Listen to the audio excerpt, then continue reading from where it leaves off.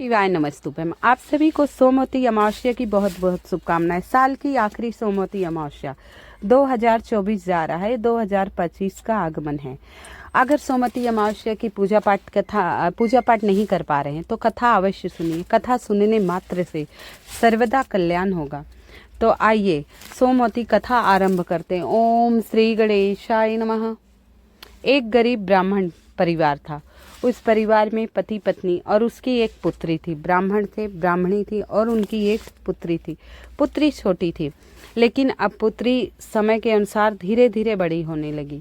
अब समय के बढ़ती उम्र के साथ उसमें सब गुण विकास हो रहे थे। वह सुंदर, संस्कारवान और गुणवंती थी, किंतु गरीब होने के कारण उसके विवाह में बहुत विलंब हो रहा था। इससे पति पत्नी ब्राह्मण दोनों बहुत परेशान थे। दोनों पति पत्नी बहुत परेशान थे। बेटी हमारी सुंदर होते हुए भी, गुणवान होते हुए भी इसके सुयोग्य वर नहीं मिल रहा है। बहुत परेशान थे। कुछ समय पश्चात एक दिन उनके नगर में एक साधु महात्मा आए और वो ब्राह्मण के घर पहुंच गए। जब वो ब्राह्मण के घर गए तो लड़की ने उनको सेवा भाव से बिठाया, उनका सेवा भाव किया। उनकी सेवा भाव देखकर काफी प्रसन्न हुए। उस कन्या के सेवा भाव देखकर काफी प्रसन्न हुए। ब्राह्मण से बोले, आपकी पुत्री सुंदरता के साथ साथ संस्कारवान और गुणवान भी है। ऐसी पुत्री सौभाग्य से मिलती है।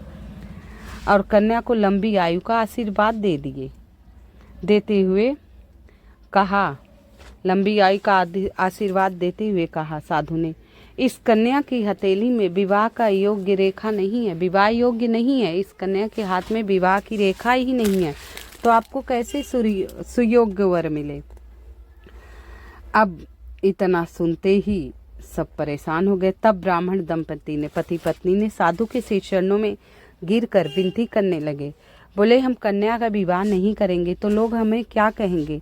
हम सयानी कन्या, युवा कन्या घर में नहीं रख सकते। तब बार बार विनती किए। बोले, हे महात्मा, आप सर्वज्ञाता हैं, आप ही को ही उपाय बताइए कि कन्या के हाथ में विवाह का योग्य नहीं है तो योग्य कैसे बन जाए। ऐसा क्या करें कि उसके हाथ में विवाह का योग्य बन जाए। कृपया आप ही रास्ता दिखाइए हमें।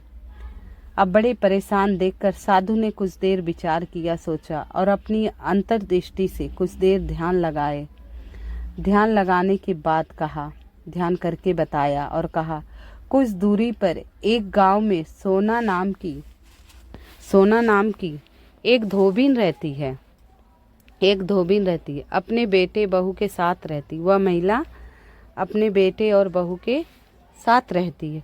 वह बहुत ही आचार विचार, मतलब उसका स्वभाव बहुत ही है और बहुत संस्कार संपन्न है, धर्मपरायण है और पतिपरायण भी है, पतिव्रता भी है। वह यदि यह कन्या उसकी सेवा करे और वह महिला शादी में अपनी मांग का सिंदूर लगा दे, इस मतलब जिस दिन कन्या का विवाह आप रिश्ता तय करो और वह धोबा ना कर अपनी मांग से उस कन्या की मांग में सिंदूर लगा देगी, तो उसके बाद इस कन्या का विवाह होगा और इस कन्या का वैभव मतलब विधवा योग मिट जाएगा।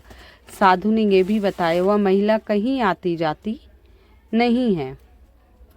अब यह बात सुनकर ब्राह्मणी ने अपनी बेटी से कहा, हे बेटी, जाओ, शोभा धोबन की सेवा आपको करनी है। अगले दिन कन्या प्रातःकाल उठकर सोना धोबिन के घर जाकर, प्रातःकाल यानी सुबह 4 बजे, 4-4:15 बजे वो उठ जाती अपनी माँ कहे अनुसार। माँ ने उसे समझाया, बेटा बिना विवाह के कन्या घर नहीं रहती। अब सुबह 4 बजे ही उठ जाया करती थी। प्रातःकाल उठकर सोना धोबिन के घर जाकर साफ सफाई और बहुत सारे काम कर आती, घर वापस आ जाती। अब एक दिन सोना धोबिन अपनी बहू से पूछती है, बेटा तुम सुबह उठकर इतने सारे काम कर लेती हो और पता भी नहीं चलता। बहू ने कहा, माँ जी मुझसे नहीं होता, मैं तो नहीं उठती। मैंने सोचा आप ही सुबह उठकर सारे काम खुद ही कर लेती हैं, झगड़ा लड़ाई ना हो इस चक्कर में। बोली, अच्छा तुम नहीं करती? बोली, नहीं, मैं तो देर से उठती हूँ। अब इस पर दोनों सास बहू बड़ी चिंतित हुई। आखिर हमारे घर का काम कौन कर जाता है? इतने साफ सफाई से सुबह हमारे उठने के पहले हमारे घर का काम हो जाता, हमारे घर में लड़ाई झगड़ा भी नहीं होता। अब दोनों सास बोली अब हम निगरानी करेंगी कि हमारे घर का काम सुबह सुबह सारा काम कौन कर जाता है। अब सास बहू आपस में बातें करने लगी कि ये सुबह के समय करती हैं, आधी रात तक तुम जगना आधी रात तक मैं। अब दोनों आपस में बातचीत कर ली। कई दिनों बाद सोना धोबन ने देखा कि एक कन्या मुँह अंधेरे आती, अंधेरा ही रहता उजाल, और सारे काम करने के बाद चली जाती है। अंधेरे आती है 4, 3:30, 4 बजे से, और घर का सारा काम करती है, उसके बाद वो चली जाती है।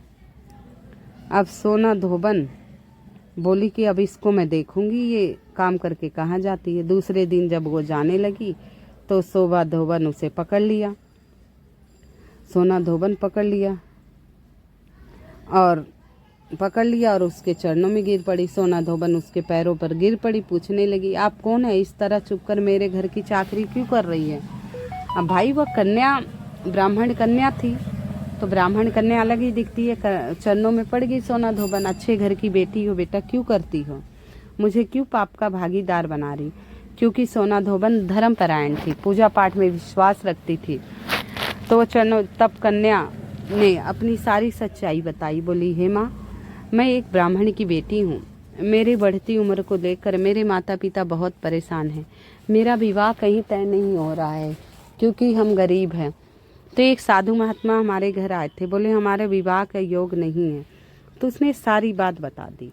अब कन्या जब सारी बात बता दी, सोना धोबिन पतिपरायण थी, उनमें तेज था, वह तैयार हो गई। सोना धोबिन के पति थोड़े अस्वस्थ थे, मतलब थोड़े बीमार थे। उन्होंने अपनी बहू से अपने लौट आने तक घर पर ही रहने कहा। अपनी बहू से कहा मैं आऊँगी, तब तक तुम अपने ससुर का ध्यान रखना, घर पर ही रहना, कहीं मत जाना। सोना धोबन ने जैसे ही अपने मांग का सिंदूर उस कन्या के मांग में लगाया, उसका पति मर गया। और इसके बाद पता चला कि वह घर से निराजल ही चली थी। भाई मांग का सिंदूर लगा लिया और पानी नहीं पी थी। अब वह घर से निराजल बिना पानी पिए यह सोचकर रास्ते में कहीं पीपल का पेड़ मिलेगा, उसकी भौरी देखकर परिक्रमा करके सोचकर कि पीपल का पेड़ मिलेगा, उसकी भौरी करके तब घर चलूंगी और तब जल ग्रहण करूंगी। उस दिन सोमवती अमावस्या थी। ब्राह्मण के घर से मिले पुए पकवान की जगह उसमें ईंट के टुकड़े 108 बार भौरी देकर 108 बार पुए पकवान की जगह उसमें ईंट के टुकड़े हो गए। अब ईंट के टुकड़े से 108 बार भौरी दी, 108 बार पीपल की पेड़ की परिक्रमा की, उसके बाद जल ग्रहण किया। ऐसे करते ही उसके मुर्दा पति के शरीर में जान वापस आ गई। अब धोबिन का पति वापस जीवित हो गया। अब क्योंकि वो सुहाग देने चली गई वहाँ, निराजल अपने घर से जल भी नहीं पिया, अब उसका पाप लगा। और लेकिन सोमवती अमावस्या थी, वो सोमवती अमावस्या की पूजा करती थी और पीपल के वृक्ष की 108 परिक्रमा की, जल ग्रहण की, तो उनके पति पुनः सोमवती अमावस्या की परिक्रमा मात्र से पुनः जीवित हो गए। इसीलिए सोमवती अमावस्या के दिन शुरू करके जो व्यक्ति हर अमावस्या के दिन भौरी देता है, उसके सुख सौभाग्य में वृद्धि होती है।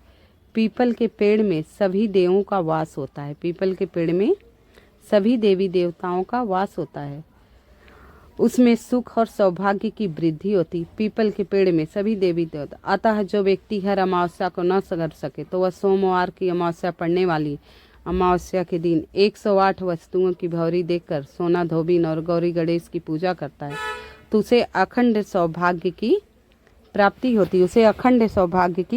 होती, अमावस्या व्रत उठाएं तो उस दिन धान, पान, हल्दी, सिंदूर, सुपारी की भौरी दी जाती। धान, पान, हल्दी। उसके बाद सोमवती अमावस्या के अपने सामर्थ्य अनुसार हिसाब फल, मिठाई, सुहाग की सामग्री, खाने की भौरी दी जा सकती। फिर भौरी पर चढ़ाया गया सामान किसी सुपात्र ब्राह्मण या ननद भांजे को दिया जाता है, या ननद या भांजे को दिया जाता है। तो ये सोमवती अमावस्या की व्रत कथा है। सोमवती अमावस्या की व्रत कथा कहने वाले, सुनने वाले, हुंकारा भरने वाले की सदा सौभाग्यवती रहती है। ये कथा नसीब वाले ही सुन पाते हैं।